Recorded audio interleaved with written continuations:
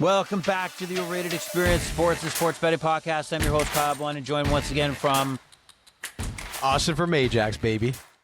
We're joined from Austin from Ajax. Here we go. We're here for week 17 of the NFL, the betting action.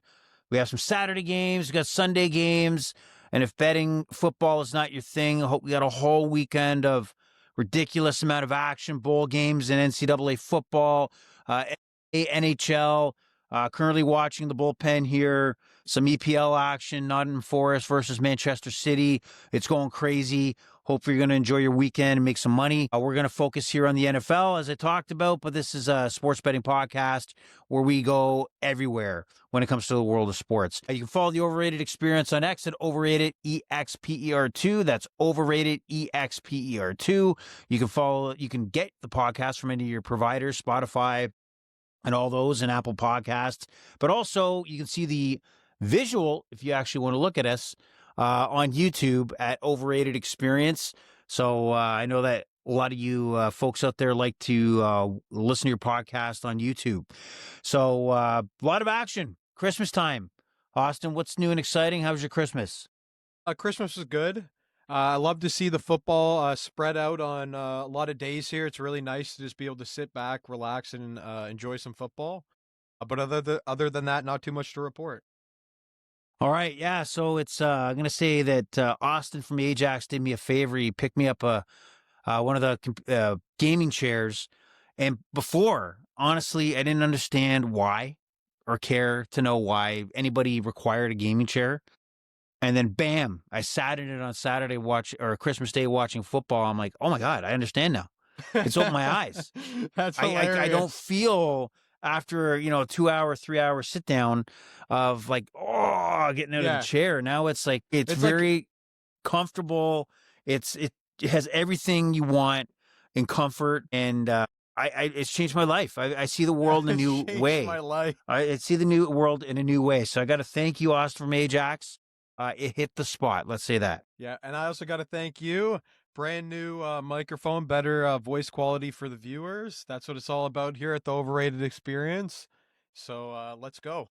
Okay, so remember with the mic, what I want you to do is just you rookie podcaster I want you to kind of turn it so that you're talking into it because you keep going away from it. Okay, sounds good. There, and talk with a little more volume, a little more oomph. Austin from Ajax is, really learning this podcasting, no problem. All right, now we got a lot to talk about, and we did have some Christmas Day games. Many of those games kind of went the way we thought they would. Dallas, I guess the only surprise with Dallas was would they, play Dak the whole game, which they did, and they took care of Washington. There was some, little scares there here and there, but Dallas took care of them. Going to the later game, Denver, Kansas City is in real deep shit. With Mahomes is not healthy to start the year. They're in trouble. Had to go on their third string quarterback. Gardner Minshew almost last week feared he tore his ACL. Second week in a row, a KC quarterback could have tore their ACL, but he didn't. But he's out, and the Broncos rolled over them expectantly. But I really got to talk about the situation with the Detroit Lions. I don't understand. Like, that was what I was banking on, is them taking care of business against Minnesota. The Vikings win. The Lions back against the wall, desperate. Odds were low that they would make the playoffs based on they needed help. But to come off with a performance like that, the number of turnovers was outrageous. They lost 23-10 to a quarterback in Brosmer that threw 51 yards. He threw 51 friggin' yards. Yeah. And they get outscored 13 points. Absolutely disgusting. 2 INTs from Jared Goff. And then you had, 6 turnovers? I think fumbles. Yeah, it was a total of 6 turnovers. Wow. That basically handed the Vikings the win and ending the Lions season. And I got some comments on this. But what are your thoughts on, if you're a Lions fan right now, or you're Dan Campbell, how do you have to be thinking constructing this roster heading into next season?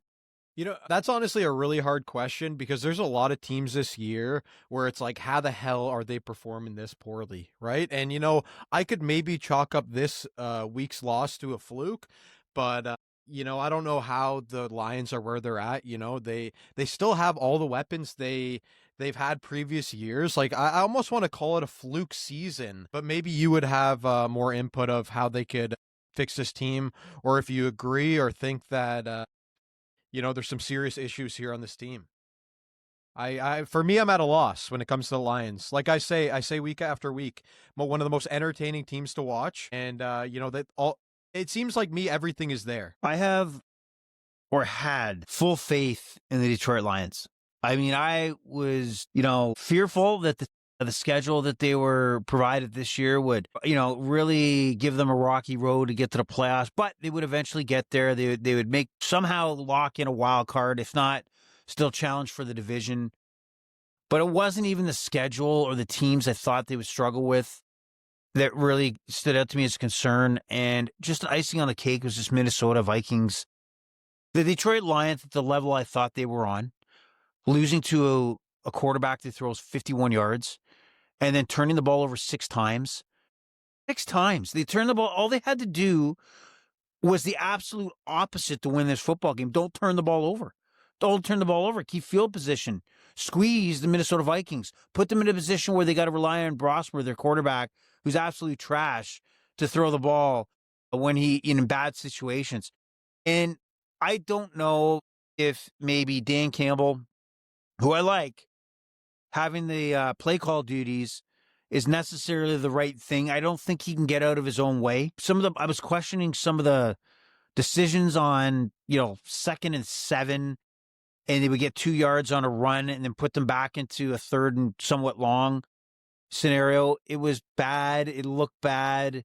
And I do believe that maybe they do have to think about tinkering with the roster a bit. I'm not talking about Jared Goff. I'm not talking about Jahmyr Gibbs. But are they a 2-headed monster at running back or not? What is their philosophy? So a lot to think about. And I think Dan Campbell, again, has to get out of his own way when it comes to play calling and decision making. I believe you have to plan to your opponent versus I have a general philosophy, regardless if I'm playing the Rams or the Minnesota Vikings. I don't think that's appropriate. So I'm a loss for words in this and absolutely disgusted. I can't express that enough. Absolutely disgusted the Lions really hosed me on Christmas Day. Really a lump of coal in my stocking. I wasn't surprised that the Vikings won, but it was just the fashion in which it happened. Why? Okay. J.J. McCarthy is out. Brosmer is in. He threw for 51 yards. The fact that the Lions had 6 turnovers was the only reason why the Vikings won that game. Why would you not be surprised that the Vikings won? Well, just Vikings defense has been pretty solid this year. They're at home, and in my head, it was like the quarterback play can't get worse. Like J.J. McCarthy or the next guy up, it's like, does it really matter? To me, it didn't going into this game. Obviously, like you said, the quarterback, and I don't think he would have thrived, but he was never forced in a position where they even had to use him at all. So that was kind of the crazy part to it, but I would have liked to see if, we had a real game there. Yeah, but it was self-destruction. It was just so goddamn hard to watch. He threw another interception. Oh my God, they fumbled again.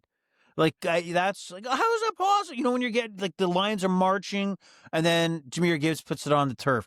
It's just disgusting, man. Really disgusting. Sorry. Yeah, you obviously can tell that I had a chunk of my action on a Christmas Day banking that the Lions were a lock. And there is no locks in the NFL at all. And I'm just going to touch base on week 16 of the NFL. A couple losses. Tampa Bay, and we'll get into it, but Tampa Bay disappointed me. They walk into Carolina.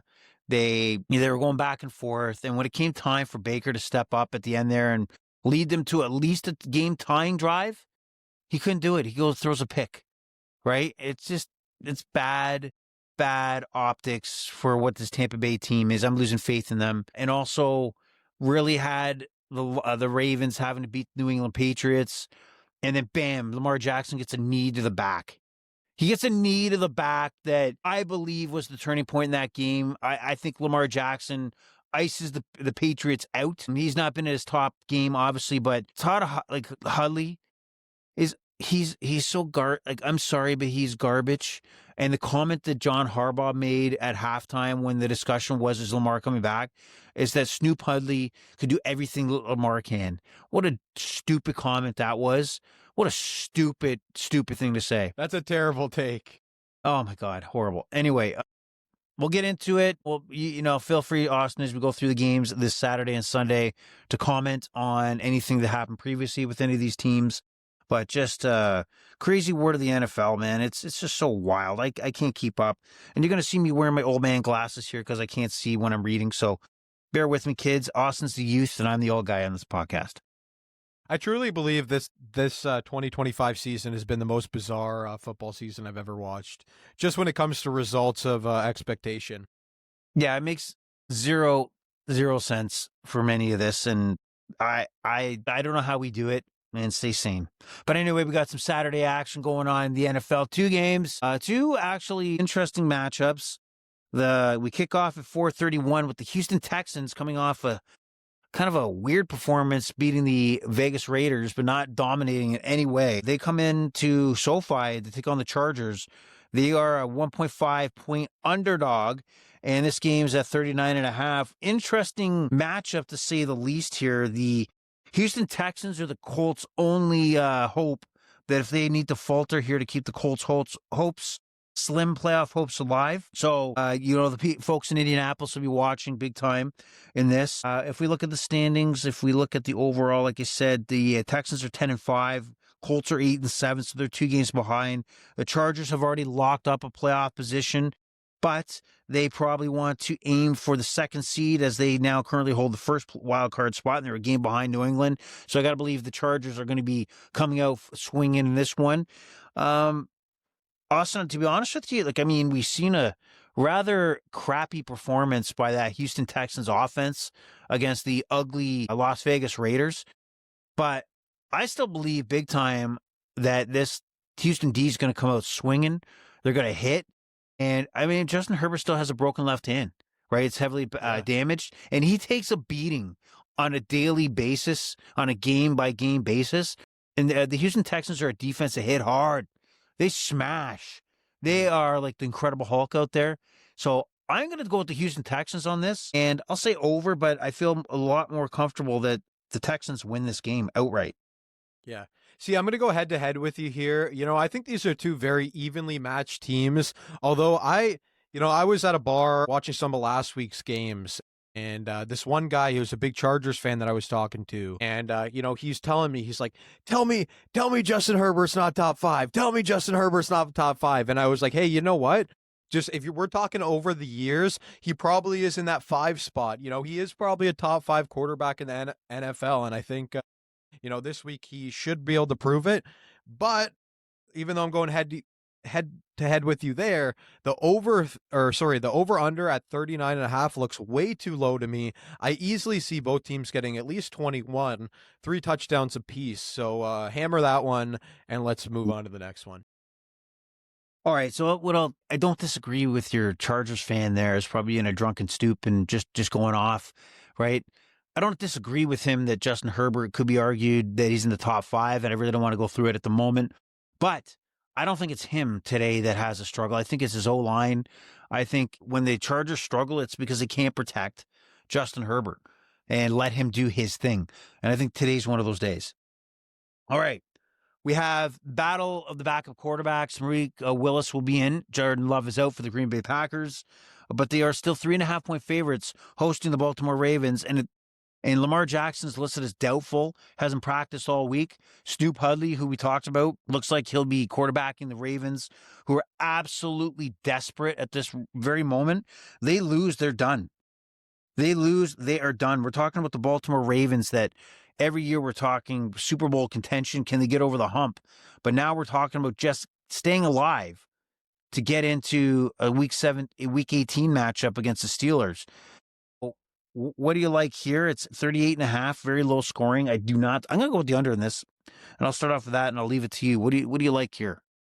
I actually like, I think it's a very evenly matched game But the fact that you're giving me a field goal protection at 3.5 with the Baltimore Ravens, I'll take them. I think this comes down to a lot of the running game. It's going to be Josh Jacobs against Derrick Henry. And, that's actually going to be quite fun to watch in a game that's a must-win game. I don't think it's a terrible game here. So give me Baltimore Ravens 3.5. And you know what? That's just such a low. I think even though it's running, I think it gets to 40. I think it's right there. I'm not as enthusiastic about this total, but give me the over 38.5. Okay, interesting. So we're all what I'll say here is that, you got to give the ball to Derrick Henry. Snoop Huntley is not. He just dinks and dunks down the field. That's it. That's all he does. I was never a Malik Willis fan because he was horrible with the Tennessee Titans. Yeah. But he has been I don't know. He's had a rebound in his career since being with the Packers. He's been a very trustworthy backup quarterback, and I think can keep this offense moving, but I still find it struggle to see them go over 38.5. So I'll take the Packers in this one. I do have a quick question. Yeah, sure. Just because online, it's one thing that I've been seeing a lot. I've been seeing Zay Flowers get a lot of hate this year, and I want your opinion if you think it's deserved or if it's not deserved. I think the hate for him is because some of the key fumbles he's involved in late in ball games. We've seen that a couple of years back in Kansas when they hosted the Kansas City Chiefs. When he was stretching for the goal line, he choked, fumbled the ball, and that was really the turning point in that ball game. And then you see last night or Sunday night where he got hit from behind, coughed at the ball, and basically ended the football game. But I don't get it. He's a good receiver, and at the point where he coughed it up on Sunday, it was still very low odds that they would march down the field and do something. So I don't see the hate. I agree with you. So anyway, we're going to move on to Sunday. But before we do, we got the in-between Saturday and Sunday matchup Concrete Facts, brought to you by Austin from Ajax. Go ahead. The floor is yours. It's that time of the show, folks. That's it. All right, so I have the recap of the question last week. Why does, or let me just read the fact or the recap. Okay, so there's something called the contaminant structure, which is a reinforced concrete building that encloses the reactor and its main cooling systems. This contaminant structure will block harmful radiation because the concrete is absorbent and dense. So that's why it's beneficial to build it in space. That's the recap of why. And then the new fun fact is the Empire State Building, which was finished in 1931, took 62,000 cubic yards of concrete, which is enough to fill 19 Olympic-sized swimming pools to build. So there you go. And we'll be back with another fun concrete fact next week. Wow, interesting.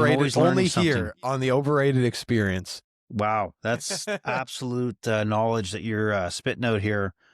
So thank you for those facts. Keep them coming. Yep. That's for all. For our finishing concrete finisher following on the podcast. Well, we'll call them our concrete community. Always a solid backing from those folks. So we're happy to have them.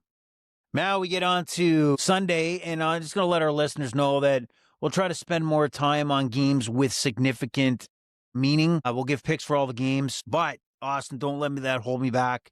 Don't let that hold you back. If you have something to say, a prop to give, a feeling about a game, even though it may not have any playoff implications. And we do have a game with playoff implications. An absolute slap to the face is respect to the Carolina Panthers. They're going to be hosting the Seattle Seahawks, and they're 7.5-point dogs to the Seahawks with an over-under of 42.5. So both these teams coming off big wins. The Seahawks could arguably be coming off the game of the year with that controversial 2-point conversion, the overtime 2-point conversion where they win outright to beat the Rams. And then, so big game here. Carolina. We sat here last week and I said, look, I'm going to take Tampa Bay, but Carolina for somehow is going to win this goddamn game. I hate this team. They have no reason to be here, but they're in the driver's seat. They lead the division over Tampa Bay. Is 7.5 too big of a gap here? You know what? I do not think 7.5 is too big of a gap because the Seattle Seahawks are a legit Super Bowl contender. And on top of that, they beat up on the shitty teams. Yes, Carolina's overperformed this year dramatically, but I think I think Carolina, I think they are frauds, and I think this week Seattle definitely beats them by double digits. So give me the -7.5 here, and also give me the over. I think I do think Carolina will be able to score. I think they get close to 20, if not 20. So with me thinking Seattle's going to put the boots to them, give me that and give me the over. You know what? Everything you said makes sense, but what does not make sense is the Carolina Panthers. Their season makes zero sense to me when I watch them play. That their defense comes up big with big takeaways, such as shutting down Baker that last drive to seal the victory. So I think they cover. I mean, the Seattle Seahawks should smash them, should destroy them, but they're traveling across country. They're playing at 1:00. Sam Darnold, I know you have more faith in him than I do. He's been solid, but I don't think he is immune to any poor performance. Kenneth Walker looked pretty good last week, like on Thursday, but I don't think he has a giant game that he did. So give me the Carolina Panthers to cover. I do agree with you. I think there'll be some points scored here. But Carolina, man, they're like team opposite. If you feel that they're going to win, take them to lose. If you feel they're going to lose, take them to win. So I feel they're going to lose, so I'm going to take them to win. That's exactly how I feel. I can see them winning the game. I can see them winning the game outright. I'll be honest with you. This team has won against the Rams, are largely considered the Super Bowl favorite, and they have lost against the Saints twice, I think. So it's like they've lost against the New Orleans Tyler Shook and the New Orleans Saints. Tyler Shook, but yet they bring down the NFL MVP at home. Yeah, which clearly, I'm pretty sure we both agree Stafford is the MVP. Well, we'll maybe have that discussion at the end quickly, but yeah, right now it's hard to see. Or Drake May has probably made a case based on his performance in Baltimore. So we have Arizona, Cincinnati. There's not much to really say on this. The Cincinnati Bengals are 7-point favorites, hosting the Cardinals, 53.5. Again, Jacoby Brissett quarterbacks the Arizona Cardinals. They do put up some points, but usually in a losing effort. I do see Cincinnati probably winning here and covering. I with Joe Burrow there, it looks like he's hungry to play. I think he wants to put up numbers. I don't think he just wants to make an appearance. I think he wants to make an impact. This game is going to go over 53.5. Not much to say here. Yeah, I agree. You know what? I completely agree. I take the exact same thing. Also, just want to give an honorable mention to Chase, the running back. He's been unbelievable, and 2 chases on this team, 2 really good chases. But yeah, nothing else to say. Let's move on to the next one. One's Chase Brown and one's Jamar Chase, right? So, and Chase Brown's Canadian. Did you know that? Really, I actually didn't know that. I knew Chuba Hubbard, but I did not know that. Wow. Yep. And then we have Tampa Bay, which has to absolutely win to stay and make that Week 18 game with Carolina mean anything. They're 5.5-point favorites heading into Miami to take on the Miami Dolphins. Quinn Ewers had not the best debut against the Bengals last week in his rookie debut. 44.5. Can Tampa Bay get it done, or are they going to choke again? What do you think? You know, I'm going to be honest with you. As much as I love the Tampa Bay Buccaneers, they've been struggling this year, and I think this could be a potential choke spot. But I do like the straight up win more than I like the spread. But because of the potential choke spot, 5.5 points, give me Miami +5 and give me the over 44.5. I think this is a explosive game with over 50 points. All right, I'll take the over with you, but 5.5, you think Miami's going to cover? Yeah, I do. I think because of the poor quarterback play we're going to see, this is the reason why Tampa will cover. I think there'll be a 10-point, 13-point win, and they'll put it to bed and get ready for Week 18 against the Panthers. I hope so. Now, interesting matchup, big matchup. Maybe here is a very interesting matchup from a betting perspective because you have the Jacksonville Jaguars, 5.5-point favorites, heading into Indy to take on the Phillip Rivers and the Colts. 48.5 is the over-under. So if the Houston Texans win on Saturday, the Colts have really nothing to play for. Jacksonville still staying in contention to keep going up the ranks here. They are 11-4, but hope to potentially, in theory, chase the Broncos still, but I don't think they can because they have the head-to-head win against the Broncos. So in theory, I mean, they're still chasing the number 1 seed, but more likely the number 2 seed. Where do you see this game going right now, Jacksonville and Indy? So I've said for a long time, Jacksonville's that team that always kind of has the high expectations, but they underperform. And this year, it actually really looks like they've found their ground, and I really do think they're a legit playoff team here where sky's the limit. They have a well-rounded team, so I really like them. And the Colts are just on a downward world spiral. And I think Jacksonville, another team that I think can win by double digits this week. Give me a -5.5. And you know what? Give me the under because I think the Colts struggled to score. Yeah, I'm gonna take the over still, but in the way the Colts have been playing recently, it's not even Philip Rivers is the problem. He was producing on Monday night. Like he was getting this offense going. So their defense can't shut anything down. Their defense did not do any justice to the 49ers, trying to slow them down. And the Jacksonville Jaguars are on an absolute roll right now. They are flying. They are going. They are probably what the envision of Trevor Lawrence and this offense was supposed to be. Better late than never, I guess.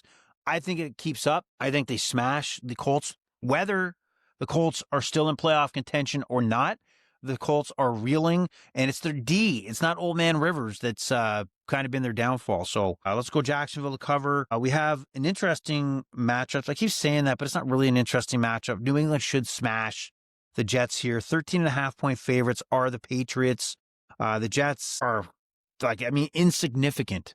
They're so insignificant right now where I'm going to just take New England all day. There's no way I can put my hopes on the Jets in any fashion. I'll say under 48.5. What are your thoughts on this one? You know what? It's just so many points. It just comes down. I would not bet this, but I would take, I think the Patriots win by 10. So give me Jets plus 13.5 and give me the under. I think this will be a very low scoring game here. I think the Jets struggle to score, and I think this is going to be a complete snooze fest. Yeah, not necessarily. I'm hoping that red zone cuts to this one at any point at all. Next game, we have New Orleans taking on the Tennessee Titans. I think this is going to be a game you won't even think about, but what are your thoughts on this one? Uh, you know what? We've bet on Tennessee Titans a couple times in the last weeks, and it's just a thing that you don't want to do. I don't want to make that mistake twice. Give me the Saints, and give me the over 39.5. Okay, I'll take the under. I think the Saints right now are playing a lot better than the Titans. Obviously, I have a lot more faith. We talked about knocking off Tampa Bay a couple times. Tennessee's terrible. I don't, they're just awful. And I think a field goal is way too low. I think New Orleans gets the job done. All right. And I'll take the over on that one. Pittsburgh and Cleveland is the divisional matchup that will take place on Sunday. Pittsburgh could wrap up the division with a win, lock themselves in. They've been on a tear of late. Like, I did not see them walking into Detroit, knocking off the Detroit Lions the way they did. Aaron Rodgers seems to be rolling. The addition of Adam Thielen that they picked off the waiver wire was exactly what they needed. The additional depth where, Rodgers can go to Metcalf. Oh, Metcalf is suspended 2 games, by the way, so he's out for punching that fan. So does Cleveland have anything in the tank to help win this game? I don't think they do. I know that Cleveland still has a solid defense, but Pittsburgh is a playoff team, and I think the playoff team should be able to win by more than 3 points here. Or, I think it'll be right around 3 points. So worst case scenario, I think you get the push if they win by 3. And the over 34.5, that's probably the lowest total I've seen in some time. I think you definitely take that over. So give me Steelers -3 and give me the over 34.5. Wow. Yeah, I'll take the same as you on that one. I think that if somehow they falter here against Cleveland and wind up, let's say, losing against a Baltimore team next week that beats Green Bay today, you got to question, man, DK Metcalf really screwed your season over. Yeah. Did you see the video? Did you see the video of what he did? Yeah, I seen the video. There's still controversy. Even the fan had a press conference. Really? I don't know if you've seen that. He had a press conference saying he didn't say anything derogatory, anything racial, and he wants DK to admit it. But I don't know what's what. There had to be something that drove DK to walk over and punch the guy in the head or take a swing at him. No, he pulled his hair or something. I think he pulled his hair like this. Yeah, but he also took a swing at him. Shit. Okay. Yeah, so it's not good. We don't know. And I would hate to be in the position sometimes that these guys are in where people are probably using personal information Many, it won't be the first time somebody's probably used a racial slur on the road. It's probably ugly. You don't want to see people like that, and you get caught up on reacting, and you get suspended. So it's a tough one. Steelers probably want to put this division to bed on Sunday, so they don't have to worry about that win and in kind of game on Week 18. And I do think they get the job done. So I don't think there's much of a fear here that they lose. All right, now one of those insignificant games. We have the New York Giants, 2.5-point favorites heading into Las Vegas to take on I don't know what the Vegas Raiders are. Right now, they're having a controversy because they want to shut down Max Crosby, and he doesn't want to be shut down. He wants to play. This franchise is a mess, absolute mess. The Giants are not necessarily far behind as far as a messy franchise. But what do you think happens in this one? Let's not spend too much time on this one. Yeah. I think Raiders win a lucky game here. Plus, I think it's kind of like a 50-50 game as well, and you got the 2.5 points. So I think that really is the difference for me here. The Raiders really underperformed this year. I kind of believed in some of their star power, but it just wasn't enough to get it done. Give me the Raiders 2.5 and give me the over. Over 41.5. I don't think I've taken one under. I think I'm going to take the over as well. I'll take the Giants, though. I just think the Raiders, Geno Smith is going to cough a couple interceptions up. One thing to mention, is this not, I think I heard somebody say this is the battle for the last pick. Is that true? Yeah, so that's one of the questions Max Crosby was asked. Hey, do you care that about the first overall pick? He's like, I don't care. Obviously on the field. So it's interesting because Brock Bowers is out, by the way, for the Raiders. He's not playing. It's a battle of the basement. Right? It's a battle of the basement. So we'll see what happens here. Let's not spend too much time on this one. And the only other game at 4 o'clock hour here is the Philadelphia Eagles and the Buffalo Bills. Obviously a potential game of the day scenario here. And the Bills are a 1.5 favorite at home, a 44.5. What do you like in this one? This is my prediction for the Super Bowl here, but I will take the Eagles. I think the Eagles are the better team, the more well-rounded team. And then I'm pretty sure this would force, if the Bills lose, does it force a deciding game for the division next week against the Patriots in Buffalo? Am I wrong? Am I wrong in that? You're wrong, because they already played the Patriots twice. Oh, okay, never mind. I know there's got to be some implications here, but anyways, give me the Eagles and give me the over 44.5. Honestly, I think that's low. I think this is going to be an extremely high-scoring game. Probably turn out to game of the week, in my opinion, and that's how I see it going down. Again, I'll take the over, but I'm going to take the Buffalo Bills. I'm going to take Josh Allen over the pedestrian offense that is the Eagles. I think they get the job done in Buffalo and put pressure on the Patriots to step up and continue to win. And then we go into Monday night. Sunday night, we got the Chicago Bears, the surging Chicago Bears, like just surprised, not such a surprise, but just taking control of this division. They head into San Francisco to take on the 49ers. The 49ers are 3-point favorites, 52.5. What are your thoughts here? I think that the Bears, I think they're getting a little disrespected here being the underdog. San Francisco has been a good team this year, but I think they're just missing something. They're just a tad off of like a true contender. I'm not saying that the Bears are, but I like the juice you're getting with the +3. So give me the Bears +3 and give me the under. 52.5 is a lot. I do think it gets right around 50, but I'm not too sure. So that's the way I'm going. I agree with the under. I think this would be a bit of I don't see a high scoring game here per se. That's a big over under.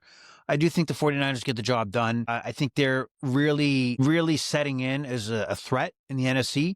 The 49ers are. They got all their weapons back. The run game is obviously on fire. Robinson just fit it nice in that receiving core, and McCaffrey. And speaking of McCaffrey, and we jump into fantasy football, that was a big semifinal for all you folks that also were in your playoffs last week.